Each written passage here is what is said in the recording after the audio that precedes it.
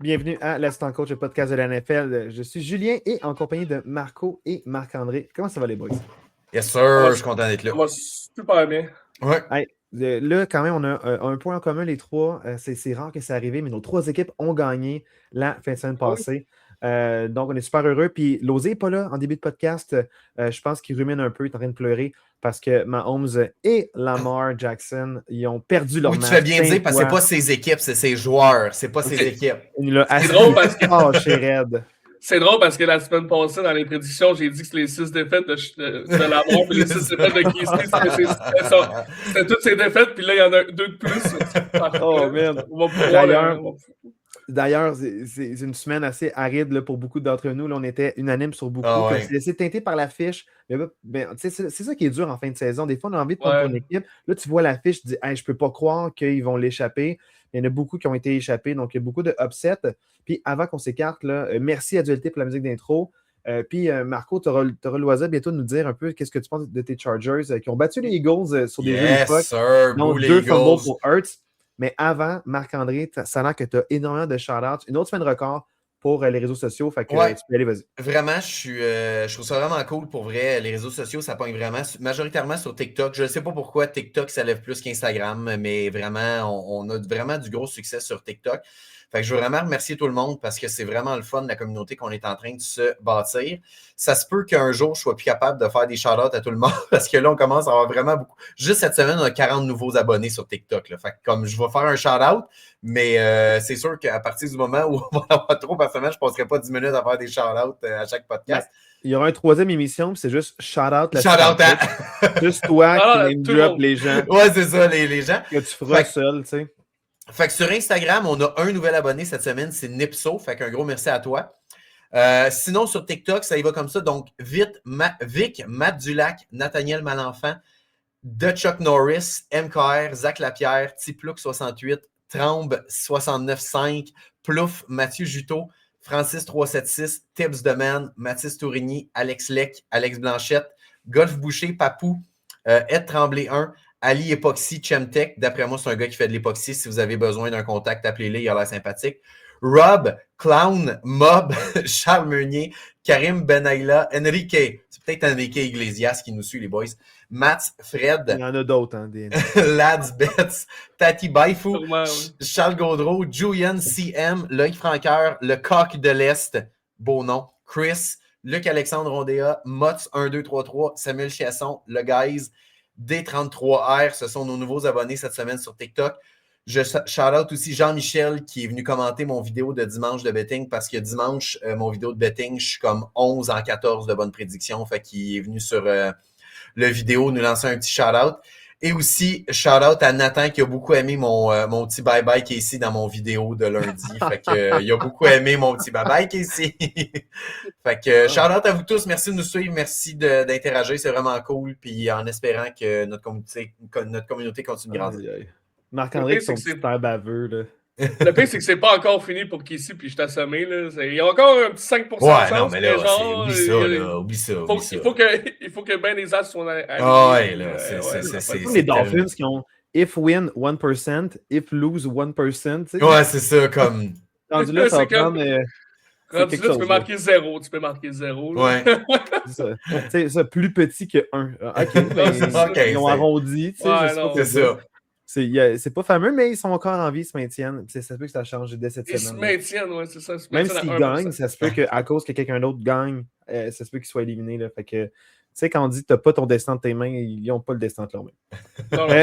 Là, dans le fond, petit segment en rafale cette semaine, pas tout de suite Marc-André. Juste dire aussi, on est rendu à la semaine où on parle de Power Rankings. Ça a beaucoup changé par rapport à 2 semaines. Des fois, d'une semaine à l'autre, ça peut changer. Là, 2 semaines, ça peut changer. Puis après ça, à la fin, on termine le podcast avec nos prédictions. Retour sur nos prédictions. Je vous le dis, c'est pas fameux. Là, ma première fiche perdante là, depuis le début de la saison. Mais il fallait que ça arrive. Hein, quand ça va trop bien, des fois, il faut que ça redescende. Donc, un petit retour là, à la réalité. Yes. Marco, malgré tout, une bonne semaine. Ben, une bonne semaine. C'est le seul en haut de 500. Là. C'est pas extraordinaire, mais t'es le seul en haut de 500 quand même. Il était longtemps numéro 1, il s'est fait rattraper. Là, je pense que son petit ego était touché, il l'a pris personnel. Puis là, il est arrivé que ça met une des bonnes semaines. Voilà. Ça n'a pas super bien commencé avec les Cowboys, mais bon, c'est pas si pire. Quand même tout un match. Juste avant mon segment rafale, je veux aussi faire un petit shout-out à Junior et à Son avec qui je travaille, qui nous sont de fidèles auditeurs. Puis on a eu une bonne discussion cette semaine sur qu'est-ce qu'on pourrait faire pour essayer d'augmenter la visibilité du podcast sur les réseaux sociaux. Et je vais le dire ici, je vais le mettre sur les réseaux sociaux aussi demain. Mais à partir de demain, à chaque match prime time, en plus de mes bets, je vais rajouter un petit sondage pour sonder notre communauté à savoir qui va gagner le match. Fait que, par exemple, demain, match Falcon-Tampa Bay, je vais faire mon assistant bet du jour, puis je vais rajouter un petit sondage qui vous pensez qui va gagner entre les deux. Puis quand on va faire nos retours de pic la semaine prochaine, je vais pouvoir rajouter le pic de notre communauté pour voir notre communauté si notre communauté est meilleure que nous autres. Fait qu'un petit brainstorm au travail qui va ramener un petit parce que des fois, props intéressant sur les réseaux sociaux. Mais peut-être que le monde externe à nous pense le contraire aussi. Là, fait que, non, je suis curieux de voir les résultats. Qu'est-ce que les gens D'ailleurs, je vous réserve une petite surprise pour plus tard dans le podcast parlant de ça. Marc-André mystérieux, on adore ça. Voilà. Mais dans le fond, vas-y avec le segment en rafale. L'intro a assez duré. Qu'est-ce qui s'est passé dans le monde de la NFL durant la dernière semaine? Yes, donnez-moi 2 petites secondes. Je vous partage les résultats de la semaine. Et on y va tout de suite avec le match du jeudi soir. Qui a vu les Lions, qui étaient dans une séquence négative, marquer 44 points, l'attaque qui a vraiment sorti les griffes. Je pense qu'ils ont senti la soupe chaude, que leur saison était sur la ligne. L'emporte 44-30 sur les Cowboys. Les Lions se maintiennent en vie.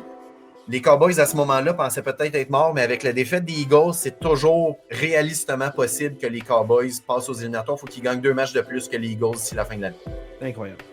Ouais, moi, sérieusement, là, j'avais prédit, mettons, 31-28 Cowboys, mais 44 points, je l'avais pas vu venir, celle-là. Cowboys, après avoir gagné. Puis, tu sais, Marco, excuse-moi de t'interrompre là-dessus, mais c'est qu'on a vu en fin de semaine beaucoup d'équipes qui étaient haut classées, qui n'ont pas des bonnes fiches, qui ont vraiment show up, dont les Bills plus tard. Donc, tu sais, les Lions, ils ont sorti la chose chaude, puis ils ont sorti un de leurs meilleurs matchs. Puis, ils n'ont jamais vraiment été dans le coup, les Cowboys. Les Lions ont éclaté les Cowboys. C'était un super beau match prime time. Ozzy, viens de se joindre à nous. On t'a manqué les shout-outs qui ont duré. T'as juste manqué les shout-outs. Fait que t'es correct. Dans le fond, maintenant, t'arrives en plein pour le retour de match. Shout-out à tous les shout-outers. Yes, sir. Puis, tu sais, je pense que ce qui a aussi influencé, c'est quand on a fait le podcast la semaine passée, on était tous convaincus que Amon-Ra St. Brown ne jouait pas.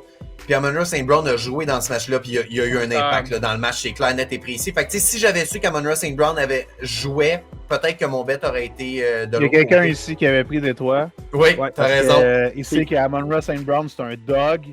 Puis ce gars-là, c'est le gars le plus tough dans toute la NFL. C'est le gars le plus tough de la ligue.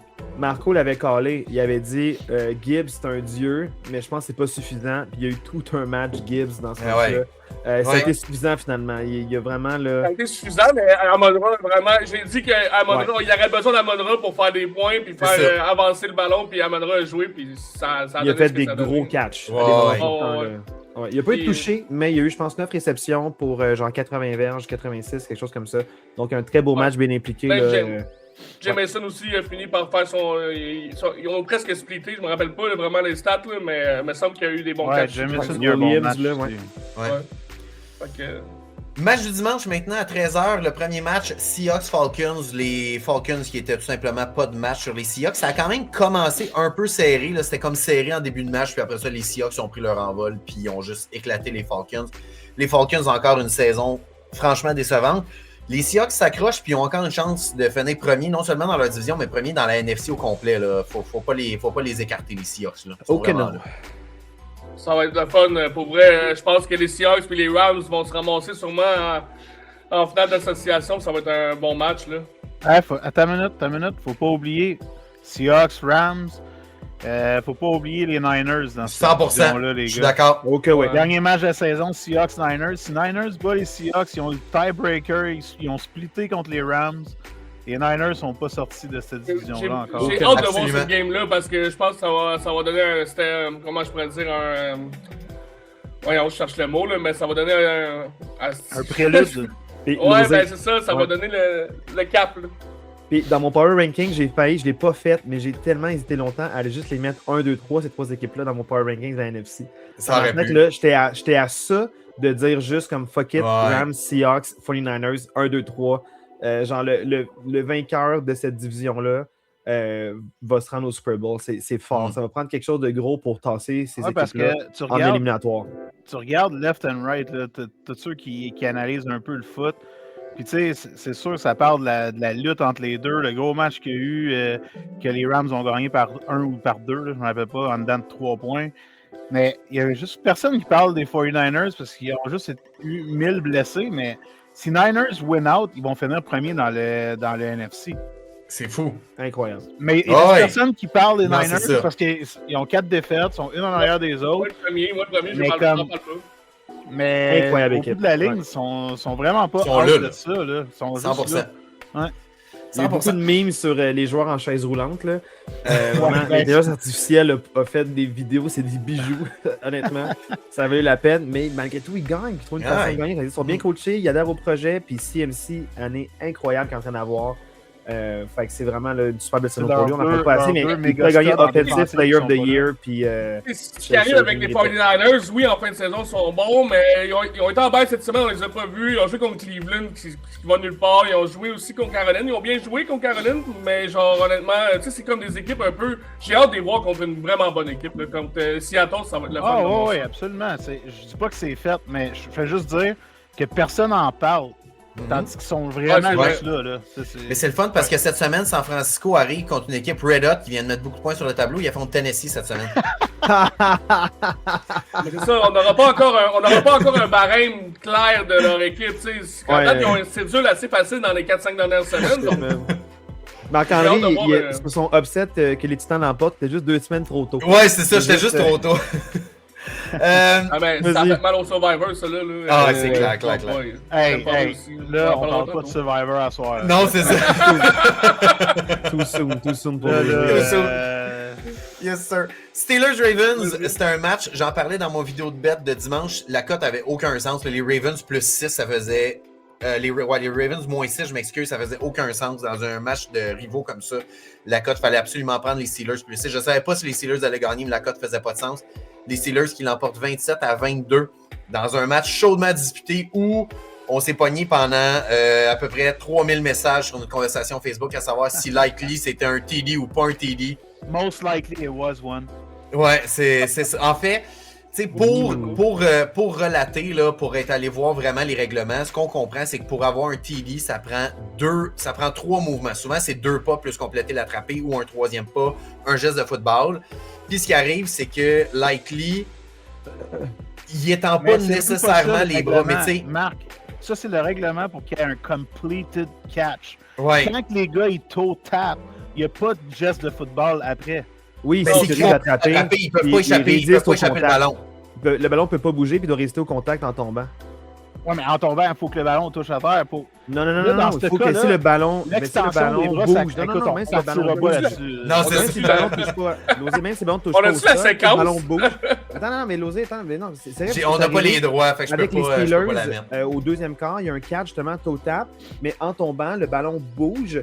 Puis les Ravens ont donné ils ont lancé le red flag, puis ils ont eu le challenge, puis ils ont eu raison. Ça n'a pas été un completed catch, parce que même si le ballon n'a pas touché au sol, le ballon a bougé quand il est tombé, fait qu'il n'y avait pas possession de la balle. Fait il faut qu'il survive au contact. C'est pas un touchdown. C'est ça l'affaire. Non, mais même ça. Non, mais un catch doit être un catch, que ce soit sur les lignes de côté ou que ce soit dans la zone de but. C'était pas un completed catch. Parce qu'il y a les 3 choses, Marc-André, il y a juste une nuance. Ça prend un geste de football ou du temps. Non, mais il y a une nuance sur la 3e chose. Un geste de football où il y a... Je me suis pas trompé, Marc. Il y a 2 options à la 3e information. Ça me rappelle geste de football. Combien? L'osé, c'est un point pertinent. Combien? 3. Là, il y a des gags visuels, vous allez voir YouTube. Mais c'est que ça prend soit le geste de football ou du temps pour faire le geste de football. C'est là que moi, j'ai un problème. C'est que clairement, Likely avait du temps. Tu sais, ça a été vraiment limite avant qu'il perde possession. Fait qu'il n'a pas fait de geste de football.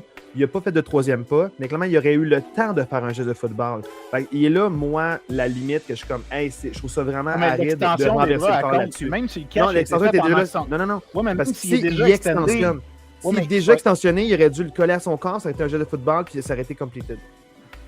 Mais tu sais, moi, mon malaise, puis moi, je l'ai dit, c'est qu'on peut s'obstiner sur le règlement. Moi, je trouve que ce qui est difficile, c'est que d'habitude, dans la NFL, ou en fait, dans n'importe quel sport, pour overturn une décision d'arbitre, il faut que ce soit hors de tout doute. Et précis. Clair, net et précis. Puis moi, c'est là mon malaise. C'est que d'un côté comme de l'autre, moi, je pense que le vidéo assist ne pouvait pas renverser la décision.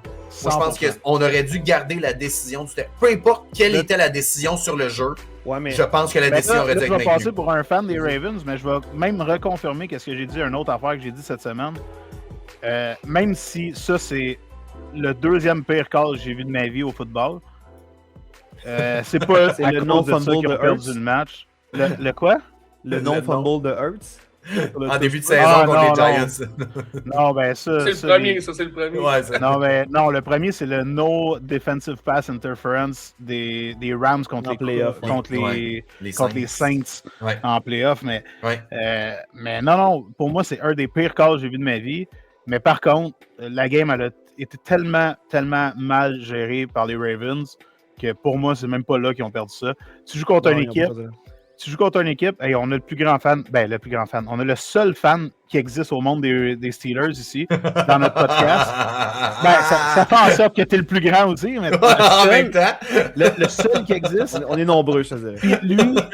Lui qui avoue que son équipe est horrible contre les Titans, que c'est la pire équipe dans la ligue, qu'ils sont pas capables de jouer contre le zone à l'intérieur du terrain. T'as un gars, tu viens de signer 3 ans, prolongation de contrat, un gros contrat à Mark Andrews. 0 target en 3 quarts. Il donne aucun ballon. 0 ballon.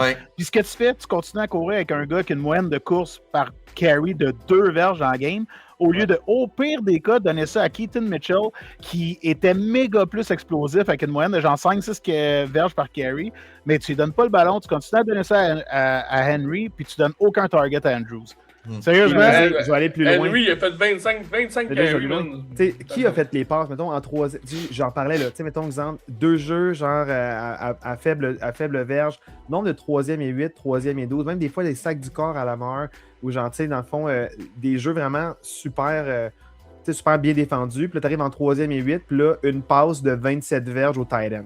Likely, un tight end, 27 verges. Là, t'as le 3e, j'oublie son nom, mais pas Mark Andrews. Le 3e avait aussi des reps, genre numéro 88, il genre passe de 30 verges, passe de 15 verges. À chaque fois que tu arrives en 3e et quelque chose, les Steelers accordent un premier essai au tight end. Mais pas à Mark Andrews. Mais pas à Mark Andrews. Les deux autres. Comment que ton meilleur receveur de passe n'est pas impliqué quand c'est la position que l'autre équipe a le plus de faiblesse? Likely, le job, amenez là, il y a un moment, là, après le jeu controversé, là, il y a un moment où tu as une autre séquence. Il est tout seul, le ballon d'un main, puis il fait juste tomber directement à 90 degrés. Il a le ballon d'un main, puis genre, il essaie d'attraper la balle, il fait juste tomber flush. Lamar n'a pas joué un mauvais match. Non, il peut vraiment. Ses receveurs, de loin son meilleur match depuis qu'il est revenu de blessure. C'est fâchant pour lui, parce que quand ils ont fumble la win. Ils ont échappé les passes qu'ils ont attrapés. Ouais, mais je le mets même pas sur le blanc des joueurs. Je trouve que Harbaugh, c'est pas la première fois de l'année que je le critique. J'ai toujours été un fan des Ravens. J'ai toujours aimé Harbaugh. J'ai toujours aimé. Je trouve qu'il commence vraiment à l'échapper. La manière qu'il embarque dans la game. Tu sais, il y a des games où Henry est super explosif. Puis là, ils font lancer le ballon 30 fois à Lamar, qui lance souvent 22, 23 fois, 35 fois même. Puis là, il y a une game où il est vraiment pas explosif, qui fait juste des 1 verge, 2 verges, puis il continue à donner le ballon sans arrêt. Je comprends pas. J'arrive pas à concevoir. C'est le moment où est-ce que Derrick Henry venait de commotionner exactement back-à-back. Derrick Henry a commotionné 2 gars back-à-back, puis il a commencé à courir, puis il a commencé à faire des 6 verges, 8 verges. Puis ça, ils font juste des passes. T'sais, il venait d'avoir 2 courses back-à-back où est-ce qu'il venait de genre gagner des premiers jeux, faire 6 verges, 8 verges, 2 commotions, parce que les gars essaient de le plaquer, puis genre les gars, ils tombent KO, genre. Donc Harrison qui a essayé de le plaquer, puis il est KO. Un autre joueur qui se blesse au genou essayant de le plaquer. Là, je suis comme, OK, tu viens de faire 2 défensifs, perdre 2 joueurs starters défensifs. Pourquoi est-ce que tu l'en... Là, c'est Pierre qui a une interception juste après. Genre, là, ça marche. Fais-le courir, feed-le. Puis là, il arrête de courir avec lui quand ça marche. Puis, littéralement, sur 2 jeux plus tard, il lance une interception, Lamar. C'est comme s'il essayait d'overcoacher. Je comprends pas. Puis arrête d'overthink, là. C'est vraiment bizarre. les Steelers. Ils ont été piétinés la semaine d'avant. T'es en train de les piétiner. Ça commence à... OK, tu commences à avoir de l'engagement au niveau du sol. Puis là, tout d'un coup, on va passer. Puis tu lances une interception. Non, comme tu te dis, le game plan était vraiment été... Ouais. Vraiment. Des fois, on arrive avec un game plan, puis on dirait qu'il essaie de pas déroger du game plan malgré que ça fonctionne pas, tu sais. Ou quand tu vois que quelque chose d'autre fonctionne, mais tu t'en vas pas vers cette direction-là, c'est un peu bizarre des fois. Puis il n'y a pas juste des Ravens qui ont fait ça, là. Il y a plein d'autres équipes qui ont ben oui. Mais moi, où ce que vraiment ça m'a frappé, c'est Mark Andrews. Écoute, vraiment, ouais. Tu viens de donner... Tu sais, les joueurs dans la NFL, c'est reconnu. Les joueurs qui signent une prolongation de contrat sont primés. C'est comme implied là, qu'ils vont avoir un gros match aujourd'hui. Puis tu sors de là, puis il n'est même pas targeté. C'est même pas, tu peux pas dire il y a eu une mauvaise game. C'est pas il n'était pas dans le plan de match. Il faisait pas partie du plan de match. On va te payer 42 millions pour bloquer. Ouais. C'est quoi? Sérieusement, ça me fait capoter. Moi, je suis petit gros assis sur le sofa, là, puis je le vois comment que ça n'a pas de bon sens. Non, ça c'est sûr. Bon, on continue le segment Rafale. Donc, dans un duel explosif, match de la semaine, tout feu, tout flamme. Shudder Sanders, 4 TD pass. Cam Ward, all around the place aussi. Marc-André, show some respect. Shudder Sanders a fait ce que peu de rookies ont fait dans l'histoire de la NFL. Non, mais je show du respect. Tu regardes les noms de respect pour ce gars-là, pas pour les équipes, mais pour ce gars-là. Au moins 300 verges à son recrue, peu importe le match durant la saison, peu importe c'est quand c'est arrivé, il y a genre 8 noms, dont Joe Burrow, dont Matthew Stafford, donc tu sais, genre, c'est comme 100%. dont Lamar. Il y a peu de joueurs qui, à leur année recrue, ils ont eu des matchs comme ça. Oui. De loin, la meilleure performance dans l'histoire des Browns pour un corps arrière recru. Mais c'est lui qui enlève pour la chance de jouer contre Tennessee.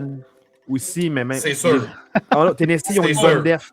Tennessee, ils ont une bonne def quand même. Là. Genre, ils ont mais ils ont une def qui fait la job quand même. Ils ont beaucoup de sauts, ils ont des bons defs. Pour lui donner une tape dans le dos, pour lui donner une belle tape dans le dos, puis la félicité de la victoire, ils ont annoncé que Watson allait revenir l'année prochaine. Ouais, l'année prochaine. Mais ils n'ont pas le choix. Mais la félicité de la victoire pendant qu'ils perdent, là, c'est ça que tu veux dire? C'est ça. Ils ont perdu quand même. Ils ont perdu, mais... Rappelle, c'était ton Survivor, ils ont perdu. Ils ont manqué 2 points de conversion, je le sens maudit. Back to back. Les Jaguars qui éclatent les Colts 36-19 et qui perdent Daniel Jones, les Colts, depuis la semaine 1 que Lozé nous dit « J'y crois pas. » Il était 7-1 puis il nous dit encore « J'y crois pas. » Ben, leur saison est officiellement terminée. C'est le grand-papa Philip Rivers qui s'en vient comme QB la semaine prochaine avec les Colts. C'est n'importe quoi cette équipe-là.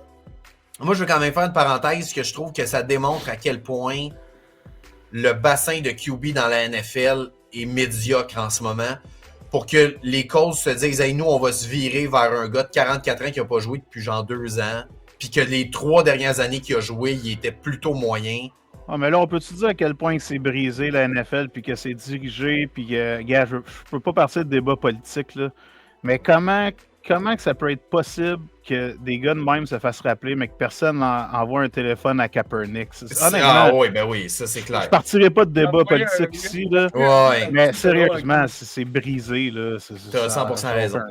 Mais pas juste ça, tu sais, pourquoi t'as un deuxième QB si jamais tu veux même pas y faire confiance quand que ton premier se blesse, tu sais, en voulant dire, je sais pas, fais quelque chose off-season pour avoir un deuxième QB s'il arrive de quoi comme qui arrive en ce moment, tu sais. Ça n'a pas de sens. C'est Leonard, je pense. On ne sait même pas c'est qui, tu sais. Puis...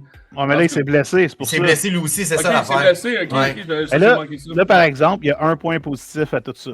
Vous savez, là, on est dans la NFL, pas dans la CFL, fait que c'est 11 gars à l'attaque, 11 gars en défensive. Si jamais toute la défensive se blessait d'une shot, Rivers a 11 enfants, peut tout envoyer ça à joueur défensif. Non, il y en a 10, malheureusement. Mais il y a un petit enfant. Mais son petit enfant, c'est ça. OK, mais attends une minute, si c'est 10, d'abord, il peut s'amener à l'attaque avec lui, avec ça fait lui, 11. C'est ça. Voilà. Mais voilà, donc... Nouveau-né, là, fullback. Les Jaguars qui se positionnent clairement comme une équipe qui va participer aux éliminatoires dans la AFC et les Colts, c'est pas mal terminé, on va se le dire comme ça. Les Vikings et J.J. McCarthy qui montrent pourquoi J.J. McCarthy mérite d'être le corps arrière numéro 1 d'une franchise de la NFL.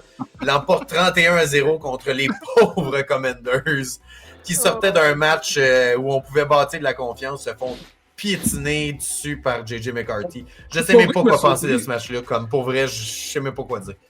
Il m'a surpris quand même, J.J. McCarthy, mais si je sais bien que ça allait nulle part Washington, mais quand même, je pensais pas qu'il allait faire 31 points.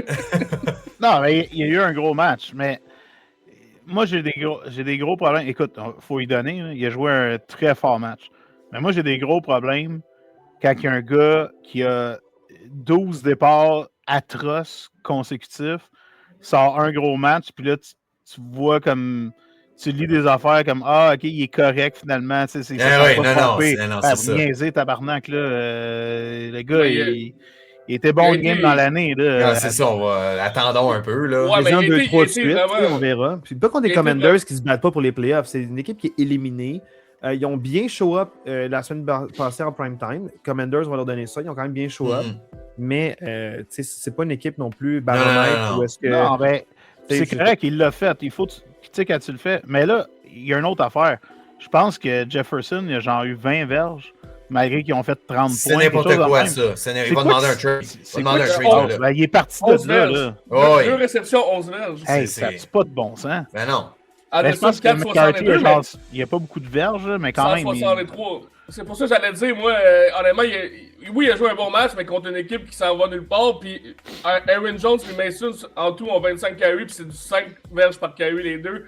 Il a vraiment été aidé par sa course. Il a évité la catastrophe comme il fait à chaque game. Là. Mais tu sais, je l'ai mentionné vite fait la semaine passée, mais tu sais, avant le début de la saison, Justin Jefferson, dans l'histoire de la NFL, c'est le gars avec le plus de verges par match.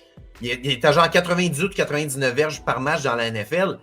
Puis pour vrai, c'est rendu que ses props sont à over-under à 48. Là, comme... Max, ça n'a aucun sens. Genre 3 semaines. Fait que là, t'enlèves les 3 dernières semaines où c'est encore pire. Ils ont montré à télé une stat avec tous les QB différents qu'il a joué. Puis là, t'en avais un que c'était genre 3-4 games. Il était à 110 verges par game. Puis là, t'avais Cousins à comme 99. Puis t'avais Darnold à comme 96. T'avais McCarthy qui a joué genre 8 games avec déjà 9 games. Il était à 50 cucks. Puis là, c'est sûr que ça a baissé dans les 3 dernières games. Si le gars, le gars, c'est probablement le meilleur receveur de la ligue. Il a eu 100 verges avec tous les QB. Puis là, t'arrives avec un autre QB dans le même système. Puis il y a 20 verges par game. Puis, tu sais, c'est même pas 50 verges. Ça n'a pas de bon sens.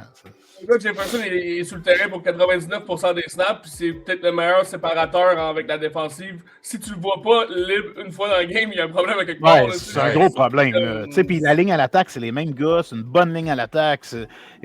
C'est le même coach. Il n'a pas changé d'équipe, pas changé de QB, de coach, de coordonnateur. C'est tous les mêmes gars. Ils ont ce qu'ils ont, là, dans un sens qu'avec Michigan, ils ne passaient pas le ballon non plus. Ils se fiaient juste à la course. Puis c'est ça. Voilà. Ils n'ont pas le passeur. Là. Marc-André. Yes, sir. Dolphins qui continue de run the table. Hein? Ça fait quoi? Ça fait 5 victoires de suite. À 1-7 ou à 2-7, quelque chose de même. Les Dolphins, ils ont dit on est confiants de run the table. Ils n'ont toujours pas perdu depuis ce temps-là. Ils l'emportent 34-10 contre les Jets. Gros match lundi soir la semaine prochaine. On en reparle plus tard. Mais les Dolphins qui continuent et qui gardent un mince espoir de participer aux éliminatoires. Les Buccaneers, je ne sais pas quoi penser de cette équipe-là, qui l'échappe complètement contre les Saints. C'est à domicile en plus, c'est complètement inacceptable. Ce match-là, first m'a coûté ma vie, pas à peu près. Ce match-là représente probablement une top 3 des pires défaites que j'ai vues depuis que je regarde le foot. C'est une catastrophe, là. Dans tous les sens du terme, dans le sens que tu joues contre la deuxième pire équipe de la Ligue ou la pire équipe de la Ligue qui est avec son backup QB, une recrue, que son seul bon joueur est blessé. Leur deuxième meilleur receveur, il fait plus partie de l'équipe, il a été tradé. Une équipe qui est comme absolument... tank, là. Qui a absolument rien. Tu te bats pour la division, tu es à domicile, tous tes joueurs sont revenus de blessure. Oui. Écoute, c'est honnêtement un top 3 des pires défaites que j'ai vues. Ils ont pas pris au sérieux. Je pense que c'est ça l'affaire. Ouais, ben ça, je viens. Non, mais ça peut pas être une raison. C'est payer des centaines de millions le payroll de l'équipe. C'est ça. Les joueurs, ils disent, on paye des centaines de millions, on a notre MVP en arrière, on est en santé. C'est qui eux autres? Fait que là, ils écoutent, faites attention à ça. Mais tu sais, si c'est vraiment ça, moi, ça démontre que les Buccaneers ne gagneront pas leur division, puis c'est Caroline qui va passer, parce que... Baker a lancé des interceptions super mal placées. Non, t'aurais sont mal coachés, mais ils n'ont pas le talent. Son interception midfield, là, ça avait aucun bon sens à Baker. C'était atroce comme passe, ça. Ouais, ils ont été mal préparés, ils n'ont pas pris au sérieux. Ça arrive des fois dans la NFL. Tu as une équipe que tu te dis, ils ont 1 ou 2 victoires, ils vont rien faire, ils tankent. Fait que là, tu te dis, ça va être facile. Puis c'est pas facile, il faut que tu show up. N'importe qui peut battre n'importe qui dans cette ligue-là. 100%. C'est franchement inquiétant pour Tampa Bay. Bouka a disparu. Bouka a disparu. Godwin, je sais même pas pourquoi il est revenu au jeu. Il n'est pas game changer pendant tout. L'année passée, il était super sa coche. Là, il parle qu'ils vont ramener peut-être Evans cette semaine sur un snap count.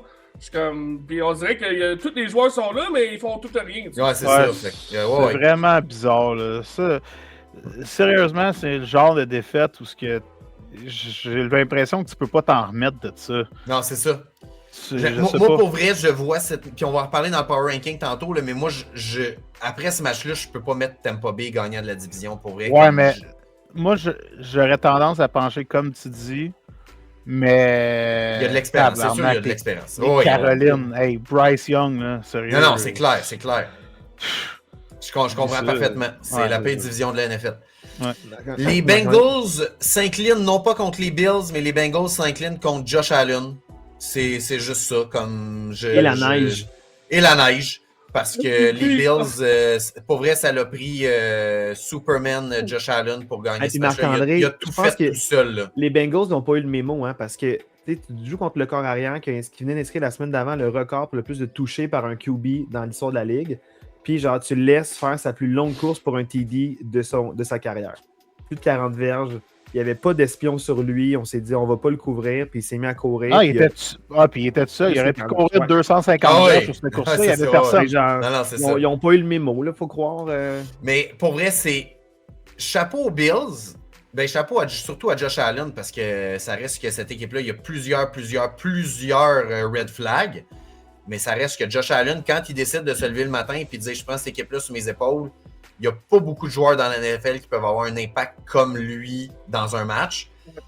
Puis pour vrai, pour les Bengals, c'est dommage parce que si les Bengals gagnaient ce match-là, je vous annonce que les Bengals avaient des bonnes chances de gagner leur division. Parce que les Ravens et les Steelers, c'est pas convaincant. Mais cette défaite-là va rendre la tâche vraiment difficile aux Bengals.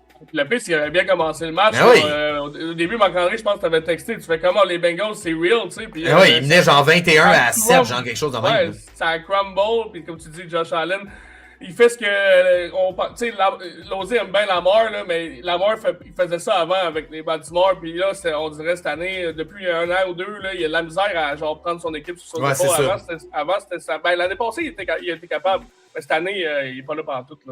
C'est sûr que sa blessure n'a pas aidé. Là. Mais Burrow, tout ça, c'est tout vrai, mais Burrow, là, c'est vraiment inquiétant, les deux. Hey, le pick six qu'il a lancé, là, je le sais que c'est un esti de jeu défensif, mais honnêtement, tu peux pas lancer cette passe-là dans un match où tu mènes, tu donnes une chance à l'autre équipe, tu donnes un 7 points gratuit. C'est le genre de passe que tu peux pas faire. Tu sais, Burrow, on parle top 4, là, top 5. Tu peux pas faire un. Non. Tu peux pas lancer ce ballon-là à ce moment-là. Non, c'est un terrain qui est Super Bowl, il sait jouer. T'es placé pour remarquer des points encore, pour mettre le match hors de portée ou à peu près. Puis tu donnes un jeu à une défensive qui a de la misère. Ouais. Fait que là, ça l'a pas juste fait step-up Josh Allen, ça a fait step-up la défensive parce que là, à ce moment-là, les Bengals ont genre été 3. Je pense que les Bills ont scoré 3 touchdowns sans que Bengals score des points. Mais avant ça, ils scoraient des points à tous les drives. Fait que t'as comme redonné du juice à la défensive pour les drives suivantes. Moi, je pense que ce jeu-là a changé le match au complet. Là. Le pick six qu'il a lancé, c'était atroce. Il s'est défendu en disant que c'était un gros jeu défensif. C'est vrai. Mais come on, t'es supposé. Tu le vois, le gars, là. C'est pas la première fois que les gars ils font des petites screen pass, petites passes lobées. Les bons joueurs défensifs, ils savent que c'est une possibilité, tu sais. il faut que tu le vois que le gars, il est dans l'angle du ballon. Puis... oui. En tout cas, honnêtement, je suis vraiment pas impressionné sur ce jeu. 75 points dans une game où il y avait un pied de neige, puis que quand tu tombais à terre, tu glissais sur 3 verges. C'est quand même fou. C'était quand même impressionnant. Il y a 2-3 ans, Green Bay contre San Francisco, ça a fini en série 9-6. Là, puis c'est exact. Ouais, c'est vrai. C'était plate en maudit. Là, fait que, honnêtement, c'était fou quand même comme match. Là. Dans un match qui sera peut-être analysé par les gens FBI. Du FBI par rapport aux bêtes, les Broncos l'emportent 24-17. Pour ceux qui ont manqué la petite histoire, le over-under de ce match-là était à 40.5 et les Broncos étaient favoris par 7.5.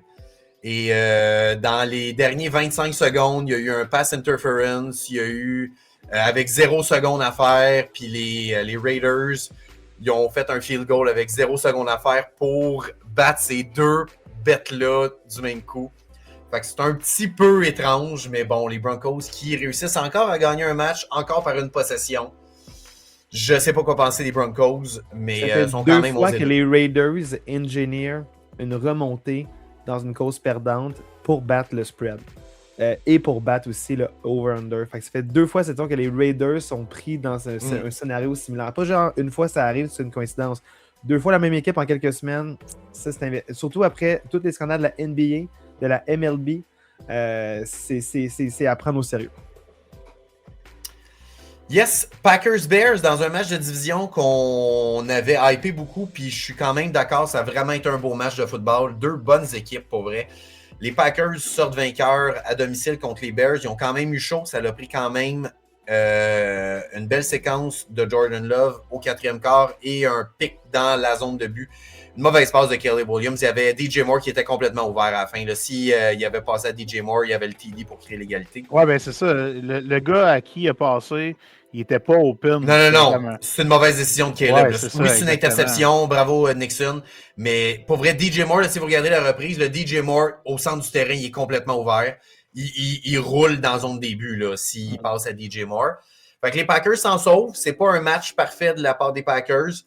Les Packers prennent une sérieuse option pour la division. Les Bears, c'est pas une catastrophe non plus. Ils ont quand même montré qu'ils étaient capables de jouer au football. Mais le parcours pour les Bears vient soudainement de se rendre beaucoup plus difficile pour participer aux éliminatoires. Autant son premier, c'est ça qui est drôle. En ce moment, ils ont le bail, tu sais. C'est ça qui est drôle.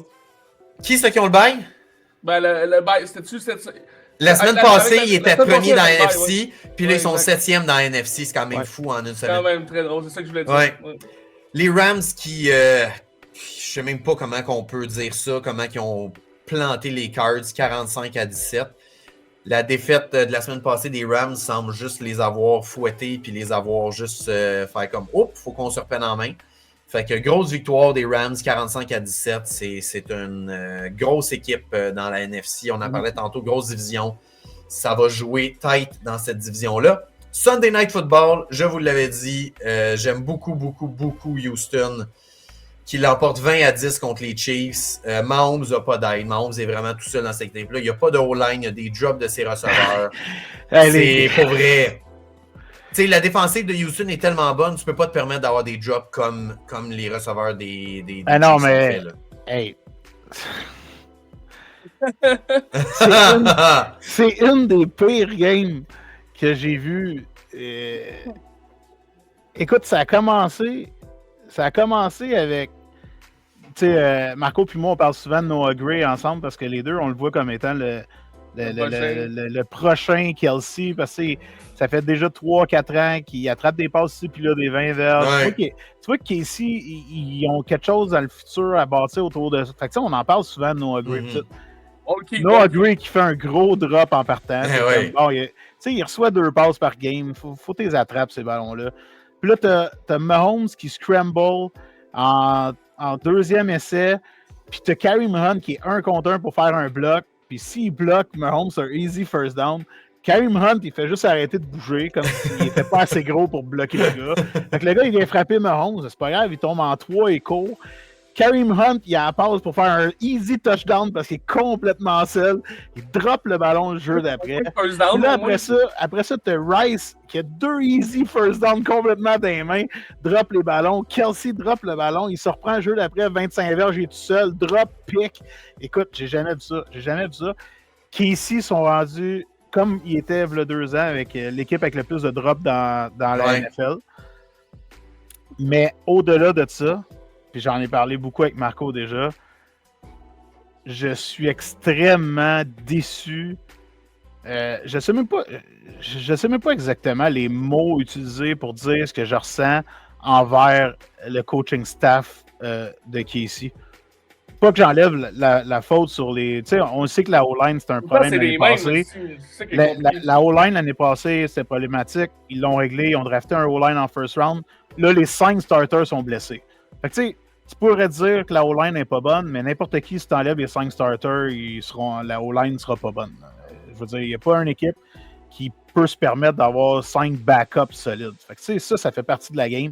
Les blessures font partie de la game. Les Niners, ils gagnent avec des blessés. C'est pas une excuse. Non, ouais. Mais là, en même temps, tu sais, Losé, c'est un match en 3 temps parce que les Texans avaient 10-0. C'était 10-10 un bout. Là. C'était tendu quand même. Là. C'était à la portée non, des pieds, je sais, mais tu vas voir où ce que je m'en vais avec tout ça. Casey, cette année, est la 4e pire équipe dans la ligue en 3e et long défensivement. Puis ils sont comme 5 ou 6e équipe qui ont donné le moins de points dans la ligue. Fait à première vue, c'est de la poudre aux yeux. OK, si la défensive est extraordinaire, ils ne donnent pas beaucoup de points.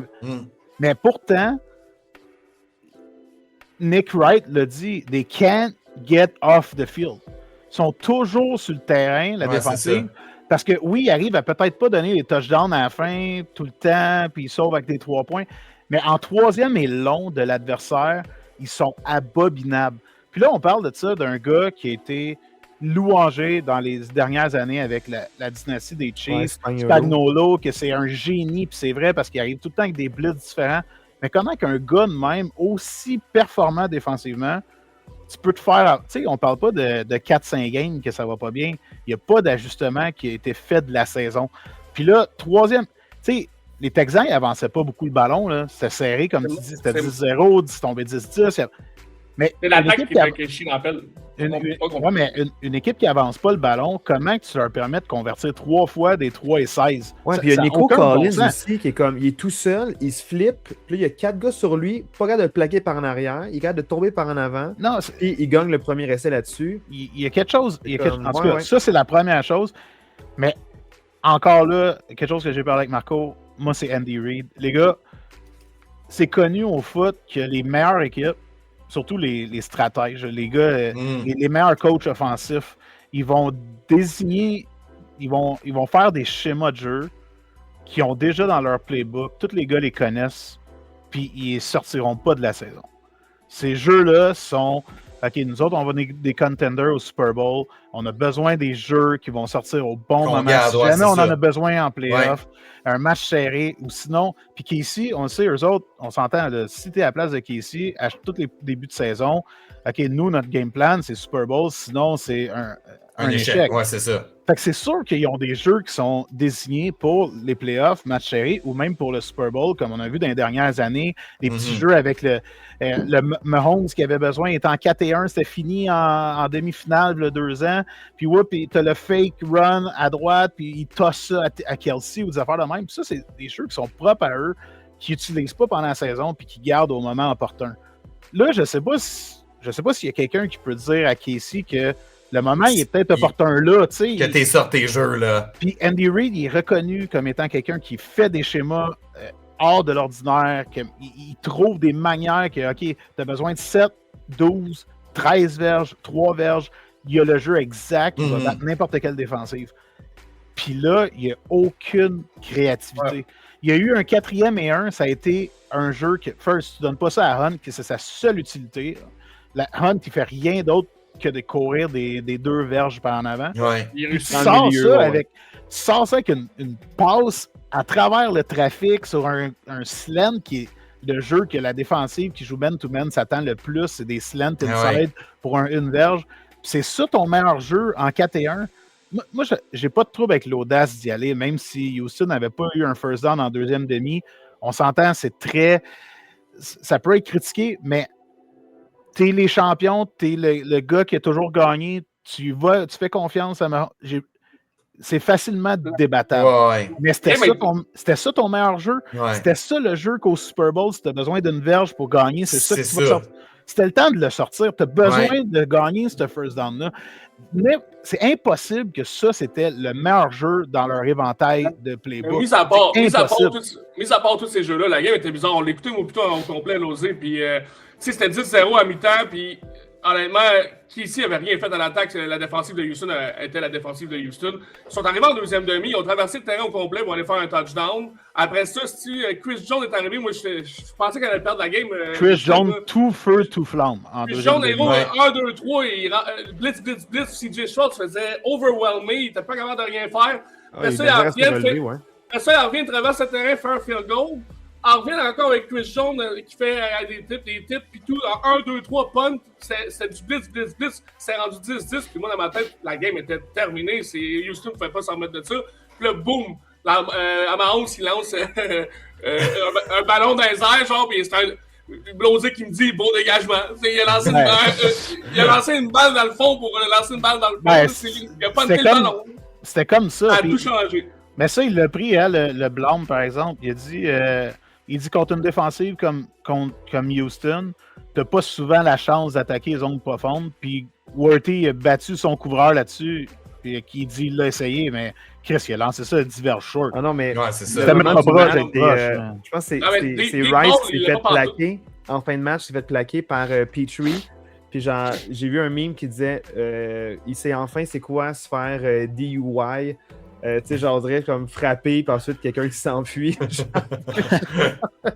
sais, genre, mais ce gars-là, Petrie, qui a fait, tu sais, genre, justement, des jeux défensifs incroyables, puis aussi, dans le fond, le pick. Tu sais, genre, ce gars-là, il a vraiment show up pour Houston. C'est lui qui a un des mieux paru dans le dernier match. Puis comme tu as dit, Marco, c'est super bon point. Quand j'ai vu le match, moi aussi, j'ai vu au complet ce match-là.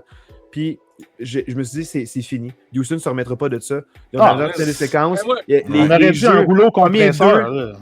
Premier jeu, deuxième jeu, ils font rien. D'arrache-pied, troisième jeu sur la ligne. Là, j'étais comme, OK, c'est difficile d'avancer le ballon. C'est une question de temps avant que Mahomes prenne le contrôle. Puis tous les jobs des receveurs, puis tous les jeux mal planifiés, ça fait que, genre, ils ont comme pas été capables de mettre le match hors de portée. Puis les Texans ont gagné ce match-là. Au-delà de ça, Mahomes qui n'a pas été capable de gagner ce match-là, il faut que tu gagnes les matchs si tu veux avoir le legacy que tu veux avoir, mais en même temps, puis là, je parle même pas en tant qu'un défenseur de Mahomes. Qu'est-ce que tu veux qu'il fasse si tous les gars échappent les ballons? Hey, un moment donné, t'es dans la NFL, là. Un matin, on faisait une joke, là. Marco, il dit, ouais, j'ai hâte de voir, il joue contre un gars avec juste une main. Je dis, ben, Chris, ces receveurs, Mahomes, ils ont clairement pas deux mains, là. J'ai jamais vu ça. C'est sérieux, ça n'a pas de bon sens. Qu'est-ce que tu veux? Quand ils sont arrivés en deuxième demi, là, avec ici, puis ils ont commencé à genre tout détruire, puis ça n'avait rien à voir avec l'équipe de gens. J'ai dit, c'est louche, là, ils commencent à tricher, là. Ils ont sorti la marmite d'Obélix, ils ont crissé tous les joueurs un par un dedans avant d'en revenir en deuxième demi. Ça n'avait pas de bon sens, ils étaient en feu total. Puis bon, regarde, après ça, Mahomes, ils ont accordé honnêtement, le jeu du match, ça a été aussi le 4e et 1. Le 4 et 1. Le 4 et 1 manquait à la ligne de 31 de leur zone. Après c'est là que je reviens avec ça. C'est shotgun en plus. C'est pas compris. C'est quelque chose de donner l'opportunité à l'autre équipe si jamais tu le manques dans ta zone quand l'autre équipe n'a pas eu un first down de la deuxième demi. C'est débattable, c'est correct, tu as le droit. Mais c'était ça ton meilleur jeu? Moi, c'est là que j'en reviens pas. Ouais. T'es reconnu comme étant possiblement un top 2, top 3 coach de l'histoire, meilleur coach offensif de l'histoire parce que Belichick, c'est un coach défensif. Ouais. T'es le meilleur producteur de jeu important. Puis c'était ça ton meilleur jeu. Puis honnêtement, moi, j'aurais juste punté le ballon puis j'aurais fait la défensive. Là, je vous arrête. Il faut qu'on termine. Il reste un match au segment rafale, 50 minutes plus tard. Puis ensuite, on va y aller rapidement avec les autres segments. Mais là, il faut que je vous arrête. Chargers Eagles en rafale, fait du secours, Marc. Chargers Eagles, les Chargers l'emportent 22-19 en prolongation. Il y aurait tellement à dire sur ce match-là. Ouais, comment qu'on peut y aller tranquillement? Les Chargers qui se donnent une bonne option de participer aux éliminatoires avec cette victoire-là. Les Eagles qui gardent les Cowboys dans la lutte malgré tout avec cette défaite-là. Ça va donner une fin de saison excitante dans cette division-là. Nick Sirianni, Jalen Hurts, ça fait plusieurs semaines qu'on s'acharne sur eux, mais je ne suis pas des fans. Voilà. Débattez, commentez si vous voulez. Parlons pas des Eagles, mais parlons des Chargers. Marco, une victoire, comment tu te sens face à cette victoire-là? Est-ce que ça te donne de l'espoir ou tu es juste comme « Oh merde, il retarde le fait que tu vas être triste plus tard ». Comment tu dis ça? C'est un peu comme ce que tu viens de dire. Là. J'ai peur de faire les séries puis on manque trop de morceaux pour... Honnêtement, cette victoire-là, on la méritait pas nécessairement. C'était une comédie d'erreurs, ce game-là. C'était drôle. C'était un match de 22-19, ça paraît plate, but de même, mais il y a tellement eu de revirements de chaque bord, tu sais. Interception Hurts, après ça, interception Herbert sous la balle, ça finissait plus de finir, là. Puis même Herbert, à la fin de la game, quand il a vu l'interception, on aurait dit qu'il avait genre 45 livres de moins ses épaules, puis c'est pas grâce à lui qu'il avait gagné la game pendant tout, là. Il sait en maudit que c'est la défensive qui a fait la job, puis ça va être tough si on rentre en playoff de gagner la première game, là. Si la défensive, mettons, accorde des points, ça va être très difficile. On pourrait en parler plus longtemps qu'ici, mais on va essayer de faire ça. Il y aurait de quoi à dire, mais on va faire ça. Surtout, c'est les mêmes problèmes. On pourrait en parler encore. Là. AJ Brown, c'est les mêmes. Quand il y a trop de targets, on dirait qu'ils perdent. Ça fait plusieurs semaines que je dis ça aussi. On dirait quand il n'était pas sollicité, il se plaignait, mais il gagnait. Là, il feed, puis dans une course perdante, 3 semaines de suite. Aussi, beaucoup de mauvaises décisions de Hurts où est-ce qu'il lance des interceptions, il fait des fumbles. Ils ont mal protégé le ballon. On dirait les Eagles, ils ont une défensive stud qui a vraiment mis beaucoup de pression sur les Chargers en début de match. Ils sont arrivés avec le couteau d'un dent. Malgré le fait qu'il manquait Carter aussi, qui est un stud à la ligne défensive. Ça n'a pas paru son absence. Les Eagles ont vraiment mis beaucoup de pression. Puis malgré tout, ça se joue sur un festival du revirement. Puis les Chargers l'emportent 22-19. C'est pas encourageant. Losé, vas-y avec ton petit mot. Ouais, c'est ça. Je m'éterniserai pas, OK? Je fais juste sortir un quote pour que ce soit le nom du vidéo là, cette semaine. J'aurais vraiment beaucoup de choses à dire sur ce match-là. Encore plus que sur Casey, mais gars, on n'a pas le temps. Fait que je vais juste dire ça. Je serai bref et concis. Hurts, Sirianni, le pire duo de la ligue. Tu peux tout lancer ça comme vidéo. J'ai écrit déjà ça. Alain, notre fan, c'est qui notre Sirianni et oui, Alain, oui, qui Alain est là. On veut ses réseaux sociaux, là. On veut ta réaction de ça. C'est le pire duo coach QB de toute la ligue. Allons avec le Power Ranking, Marc. On va aller ça rapidement. Juste quelques petits changements. En fait, des gros changements, je vous dirais. On va commencer par la NFC, messieurs.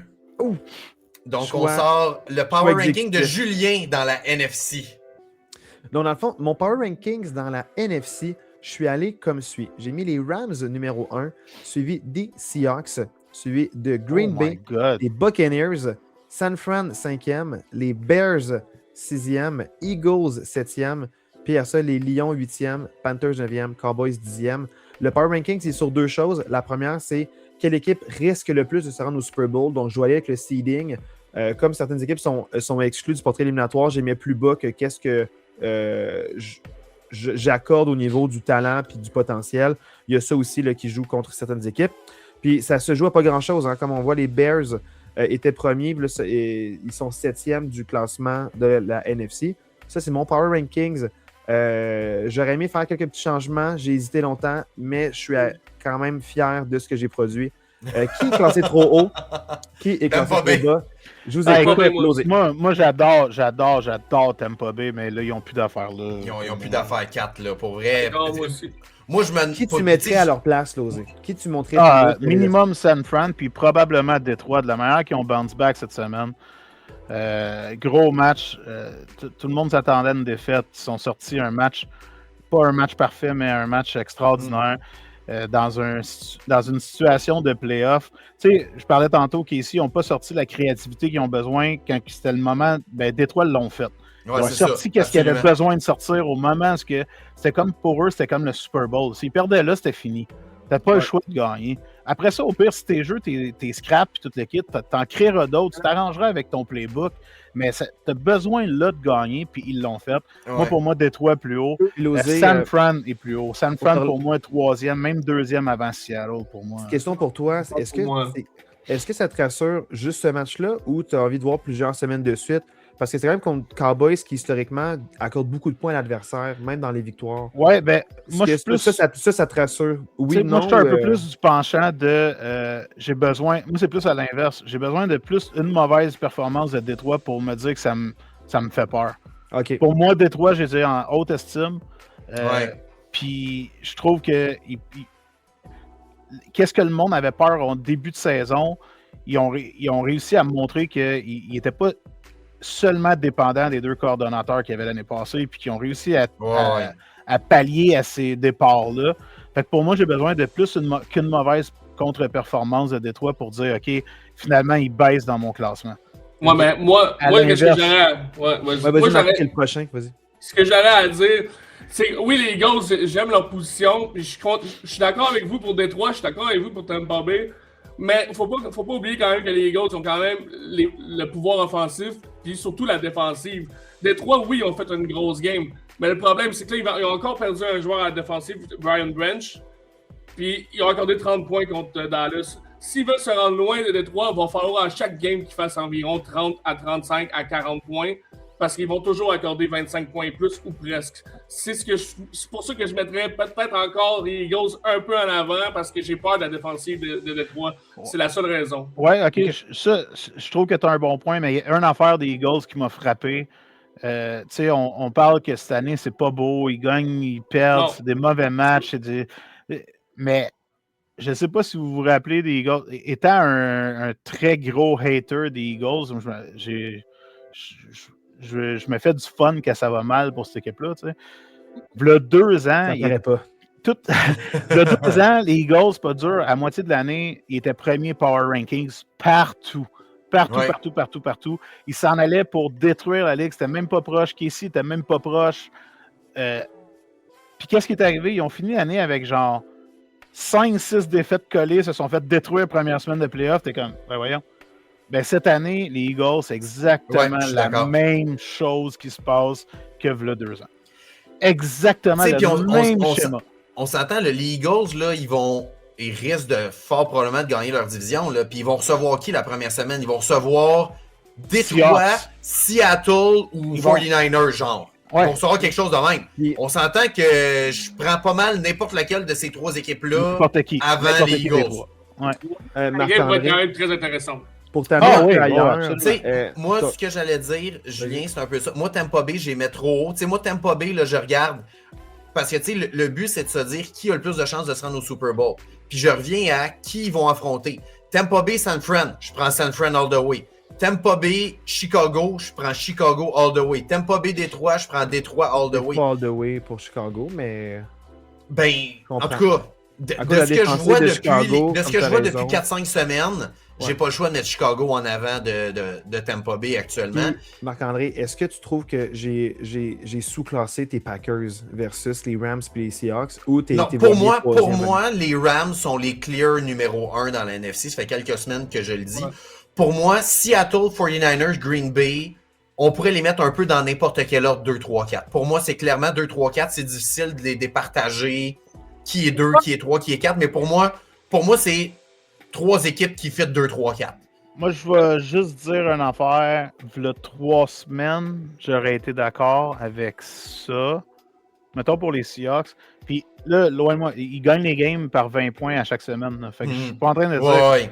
Mais moi, où est-ce que j'ai un problème avec les Seahawks, puis pourquoi que pour moi, ils sont pas plus haut 4e, la défensive est extraordinaire, mais énormément de pression. Ils créent des jeux, ils créent des touchdowns. Ça, il n'y a pas de trouble. Mais si tu regardes seulement le jeu de Sam Darnold depuis 5 semaines, ça dépérit de semaine en semaine. C'est de moins en moins convaincant. Puis quand tu vas arriver sur le big stage dans un match important, je ne m'attends pas à ce qu'il performe. Fait que pour moi, je prends tous les autres QB Sauf peut-être Caleb, parce qu'on ne l'a jamais vu. T'as raison. J'aime ton analyse. Mais Losé, ce que j'aime de ce que tu dis, c'est qu'il peut y avoir plusieurs causes à ce que tu nommes. Une des causes, ça peut être peut-être qu'ils sont jeunes, inexpérimentés, fait qu'il y avait un bon plan de match, puis soit les équipes se sont ajustées, donc OK, c'est ça que tu as à m'offrir, voici comment je vais te battre. Puis là, maintenant, c'est un manque peut-être de coordonnateurs qui s'ajustent pour dire OK, là, ils ont trouvé une stratégie qui fonctionne contre nous autres. S'ils nous montrent ça ou s'ils nous cachent ce jeu-là en défensive, il faut que tu t'adaptes, il faut qu'on fasse autre chose, il faut qu'on propose autre chose. Fait que peut-être que là, tu parles de livre de jeu qui. Il faut l'amener ailleurs, ce livre de jeu. Ben, c'est ça, mais en même temps, ils n'ont pas les game scripts pour permettre de faire ces ajustements-là pendant le match parce qu'ils mènent par 20 à toutes les semaines. Toutes les games, c'est ça. On dirait que le jeu très moyen, même poor de Darnold dans les dernières semaines, paraît pas du tout. Ouais. Mais si tu regardes vraiment qu'est-ce qui se passe avec Sam Darnold, il était lights out en début de saison. Puis là, c'est autant d'interceptions que de passes de toucher, mais c'est pas grave, parce qu'au pire, la défensive en fait 2. Il a même eu un match à 0-4 quand il a perdu contre les Rams, genre 23-20. C'est ça. Exactement. Moi, ça, je trouve ça très inquiétant parce que tu as besoin des gars qui piquent au bon moment, tu as besoin des gars qui arrivent. Puis oui, la défensive, mais la défensive, elle ne fera pas 8 turnovers contre San Fran, elle ne fera pas 8 turnovers contre les Detroit, elle ne fera pas 8 turnovers contre les Rams. Tu as raison. Fait que pour ça, moi, c'est très inquiétant, Sam Darnold. Oui, puis aussi, c'est que les équipes, mettons exemple, on voit qu'il y a beaucoup d'équipes, tu sais, on parle de pic au bon moment, ils ont show up. Il y a beaucoup d'équipes qui ont joué un football de qualité, puis on pourrait dire un football éliminatoire. Si on parle des Bills puis Bengals, là, oubliez la fiche des Bengals, là, ils se battaient pour peut-être même rester dans les talks, pour rester proche de la division à 2 matchs d'écart du leader. C'était un match de playoff pour eux parce que c'était un do or die. Ils sont en must-win depuis quelques semaines. Puis il est arrivé avec vraiment là, un super bon game plan puis game script. Ils ont eu le lead. Mais Buffalo a fait comme a step up et a show up. Ces deux-là se sont livrés un match éliminatoire. En fait, il y a beaucoup d'équipes qui lèvent la barre, mais les Sox, en ce moment, ils sont juste comme sur leur cruise control. Quand ils vont être challengés, est-ce qu'ils vont show up ou est-ce qu'ils vont s'écrouler? Ça reste à voir. C'est ça. Le cruise control qu'ils ont eu toute la saison mérite d'être en deuxième position, tant qu'à moi, parce qu'il n'en échappe pas. Oui, la défensive fait peut-être des touchdowns, oui, ils font peut-être des revirements, mais reste que c'est des points sur le board quand même. Fait que, honnêtement, overall, le team, je pense, mérite d'être deuxième pour le moment. Puis, honnêtement, on peut en parler un coup en série. Regarde, l'année passée, on pensait tous que Goff, ça allait directement au Super Bowl, puis il échappe contre Washington.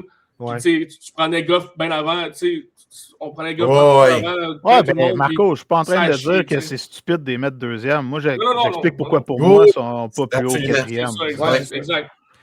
C'est fair comme analyse. Exact. On passe à la AFC maintenant? Yes! Pour la AFC, quelques petits changements, des équipes qui ont pogné une grosse débarque, d'autres un gros up, mais pas tant que ça. J'ai mis les Broncos premier, suivi des Patriots, suivi des Texans, des Bills. 5e position, les Jaguars. 6e position, les Ravens, que j'ai classé plus haut que les Steelers parce qu'ils m'inspirent plus confiance. Les Chargers, 7e, surtout à cause des blessures, puis la manière dont ils jouent les matchs. Ils sont remportés des éliminatoires, mais c'est un petit peu chancelant ou trop serré au goût de Marco et de ses cheveux gris qui grisaillent lors des matchs qu'avant. Là, il cache avec sa casquette. C'est pour ça qu'il y a une casquette à soir. C'est pas à cause du soleil. Là. Les Steelers, 8e, ensuite suivi de Casey et les Colts. Je les ai mis dans cet ordre-là, surtout à cause des fiches, parce que les Steelers sont quand même meneurs de division. Puis Casey vient de perdre. Puis non seulement les Colts ont perdu, mais en plus, ils ont perdu leur corps partant. Puis c'est Philip Rivers qui va remplacer. Je ne suis pas très trop chaud à cette idée-là. Donc, je les ai mis 10e dans le Power Rankings du top 10 de la AFC. Marc-André, tu étais le dernier à parler. Tu vas être le premier à parler cette fois-ci. Est-ce qu'il y en a un que j'ai surclassé à ton goût ou sous-classé? Quel changement tu ferais? En fait, tantôt, je vous ai dit que j'avais une surprise. C'est maintenant la surprise. Je veux le dire avant toi. Je sais qu'est-ce que tu vas dire. Vas-y, je t'écoute. Pour Marc-André et pour Losé, le numéro 1 Power Rankings du AFC, c'est Houston. C'est Houston, mais pas juste pour nous deux, c'est ça l'affaire. Parce que ce matin, j'ai fait un petit sondage maison sur TikTok. Puis j'ai demandé à nos auditeurs de répondre au sondage en disant que Julien classait les Broncos numéro 1 dans leur Power Ranking et que moi, je classais Houston numéro 1. Et le sondage, actuellement, 59% de nos auditeurs classent les Texans numéro 1 et 41% classent les Broncos. Mais je savais même pas que c'était ça ton affaire. Je ne savais même pas que c'était ça ton affaire parce que j'ai pas TikTok. Fait que j'ai pas pu voir d'avance que tu mettais Houston premier. C'est pour ça que je ne l'ai pas mis sur Facebook. parce que je voulais pas que vous le voyiez. Ouais, je voulais garder le... En fait, Julien, la raison pourquoi j'ai pas mis d'autres équipes, parce que j'ai pas trouvé la façon de faire un sondage à plus que 2 options sur TikTok. Ça vous donne une idée à quel point je suis bon avec les réseaux sociaux. Parce que les Patriots sont à considérer dans ce sont à considérer, puis là, peut-être même les Bills, tout dépendamment avec leur performance. Là. Mais oui, clairement, moi, je mets Houston 1. Ça fait je sais pas combien de semaines que je vous dis. On était semaine 5 ou 6, je pense, puis j'ai fait un devoir de match sur Houston. Puis je vous ai dit que cette défense, Houston avait joué le meilleur match que j'avais une équipe jouer cette année, que je voyais aucune équipe battre Houston en éliminatoire. José, tu nous en parles depuis Houston la était 1-4. Ouais. Houston était 1-4, puis j'ai dit ils vont gagner leur division. Cette équipe-là est tellement bonne, est tellement tout est. Si c'était juste pas de la O-line, cette équipe-là n'aurait pas perdu plus que 2-3 games. On les avait tous choisis pour gagner la division en début de saison. Absolument. J'étais vraiment chaud là-dessus. Puis je l'ai gagé, moi, quand il était 1-4, par exemple. Ouais, je vais aussi vous lire un commentaire de Hello The Voice, justement. Bien d'accord avec toi pour Houston. Je trouve que les Broncos ne ressemblent pas à une équipe de 11-2. Les Texans jouent du gros football et battent des équipes beaucoup plus fortes que les Broncos. Les Texans, avec la meilleure défensive de la Ligue, Stroud qui semble être en feu après la game contre les Chiefs, peuvent surprendre et se rendre loin en playoff. Je ne vois pas les Broncos gagner plus d'un match en éliminatoire. Fait que ça, c'est un commentaire de Hello The Voice sur le sondage que je trouvais pertinent de nommer. Fait que oui, moi, je mets Houston numéro 1. Moi, les Broncos, je vais me faire... Mon idée finale des Broncos va se faire en fin de semaine dans leur match contre les Packers. J'ai hâte de voir cette équipe-là contre les Packers. Je pense que c'est deux défensives qui se ressemblent. Peut-être un petit edge pour les Broncos côté défensif, mais moi, je pense que la défensive des Packers est vraiment supérieure à l'attaque des Broncos.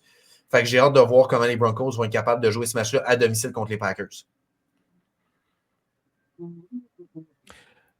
Losé, dans le fond, parce que tu sais, le top 3, je ne vous cacherai pas, c'est j'ai mis ça, mais c'est pas pour mettre du hate ou pour. Non, du tout, là. Mais c'est ça, c'est très chaud. Mais en même temps, la différence, c'est que les Texans, ou quand il y a une équipe qui est forte défensivement, mais qui ne met pas beaucoup de points, ça me stresse. C'est souvent pas soutenable. Puis c'est genre de. C'est ça, exactement. Ils perdent 16-13 en playoff. Genre, la défensive ne va même pas donner 20 points, puis ils vont perdre quand même. Ils ont beaucoup trop de drive où les Texans font un 3-and-out, où c'est trop difficile.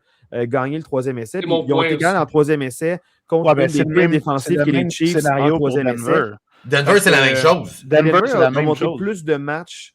Dans le fond, ils ont marqué plus de points. Ils ont eu Bo Nix avec des contre-performances, mais ils ont aussi des fois gagné avec beaucoup de points, pas juste des points de la défensive. Fait, moi, je suis quand même plus chaud pour les Broncos que les Texans. Surtout à cause de la constance. Puis aussi, ils ont la fiche pour le prouver. S'ils se battent. OK, ben moi, je vais te donner un argument. Moi, je vais te donner un argument sur les Texans versus les Broncos. J'en avais rien aux Texans, mais... Je veux juste sortir un chiffre avant. Attends. Ah, okay. Vas-y. Non, mais je voulais juste sortir un chiffre. Tu sais, quand tu dis que les Broncos ont mis beaucoup plus de points, les Broncos, depuis le début de la saison, ils ont marqué 26 points de plus. C'est même pas 2 points de plus par match que Houston, puis ils ont eu leur QB 1 toute l'année. Mais la différence, c'est que les Broncos ont eu beaucoup plus de hauts et de bas, puis ils ont eu des contre-performances. Il y a eu un match historiquement poche un jeudi aussi. Fait que, tu sais, dans le fond, là-dedans, il y a 2 contre-performances. Les Texans ont plus de contre-performances, mais la défensive les mettait dans le match quand même. Je peux te donner un argument maintenant pour Texans versus Denver? Texans, ils ont un QB qui a gagné à ses 2 premières saisons dans la NFL. En séries éliminatoires. Fait que moi, j'ai bien plus peur à une équipe qui est déjà établie, qui a de l'expérience, que le QB a gagné en série, qui a perdu 2 fois contre Casey. C'est pas le seul à avoir perdu contre Casey, on s'entend. Tu vis dans le passé, Losé. J'aime ça. C'est comme avec les Chiefs. Là, mais Denver, ils en ont pas passé. Les Chiefs de l'an passé, c'est pas les Chiefs de cette année non plus. Là. Fait que, mais j'approuve ton point. L'historique peut donner de la confiance, mais n'est pas garant du futur, malheureusement. Donc, ce point-là, je le respecte. Je vais prendre l'équipe qui a de l'expérience dans les séries versus celle qui n'en a pas. Surtout le corps arrière. Des fois, des jeunes sensations, des jeunes recrues. Vas-y, Marco. Moi, c'est mon tour, puis c'est parfait ce que Losé vient de dire, parce que moi, je vais complètement à l'ouest, puis je mettrais Buffalo numéro 1. Ouais. Parce que, honnêtement, Julien, ce que tu viens de dire, Houston peut perdre une game 16-13. Même Denver Buffalo peut perdre 38-35. Fait que c'est la même affaire. Je suis d'accord. Mais Buffalo, c'est l'inverse. Buffalo a Josh Allen, a l'expérience, comme tu viens de dire. Casey est hors du tableau. Baltimore est hors du tableau. C'est wide open pour eux autres. Puis, en plus de ça, Houston a battu 23-19 il y a 2-3 semaines. Buffalo. Josh Allen s'est fait saquer 8 fois. Il y a eu 2 interceptions. Shakir a eu un fumble lost. Mais malgré tout, il a lancé quand même 250 verges. Cooks il a réussi à traverser la défensive pour 110 verges et plus. Il a réussi à faire à Shakir 110 verges par la passe. Il a réussi à produire dans l'attaque contre Houston comparativement à beaucoup d'équipes. Donc, si Buffalo pogne Houston en playoff, je ne mettrais pas 2 piastres sur CJ Stroud qui viennent de se faire marteler par le Blitz, qui n'était pas capable de lancer une passe complète avec le Blitz. Ils ne se feront pas battre 2 fois d'affilée contre Houston. Je suis pratiquement sûr. En tout cas, pratiquement sûr, mais je ne mettrais pas 2 piastres là-dessus. Je pense qu'ils pourraient ajuster leur jeu. Puis la raison numéro 1 pourquoi je les mettrais 1, c'est Josh Allen. Puis que les Broncos, Houston, puis les Pats ne sont pas encore prêts à être dans cette position-là pour le Super Bowl. Tu comprends? Moi, c'est la seule raison. Je trouve que là, avec Kessie qui est peut-être hors du portrait, puis Baltimore qui est plus pas en tout là, je pense que Buffalo, s'ils jouent une game à la fois comme il faut, peuvent se rendre jusqu'au bout. Ça serait mon point.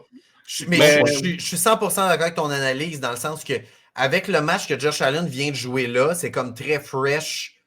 On se dit cette équipe-là va tout rafler en éliminatoire. Mais si bias, ça c'est... C'est ça que j'allais dire. C'est que si tu regardes la saison... Ça marche pour les Lions, les recency bias, mais je sais pas qu'ils peuvent pas en échapper une en playoff, là, mais je te dis juste que tu as Josh Allen. Mais je suis d'accord que si tu regardes... Je suis 100% d'accord avec toi. Puis, c'est pour ça que moi, je mettrais Houston 1, Pats 2, puis Bills 3. Moi, ça serait ça, mon classement. Julien, en passant ton exemple avec Détroit, c'est pas bon parce que j'ai pas mis Détroit 1. Ouais, c'est la différence. Ah, ok, my bad.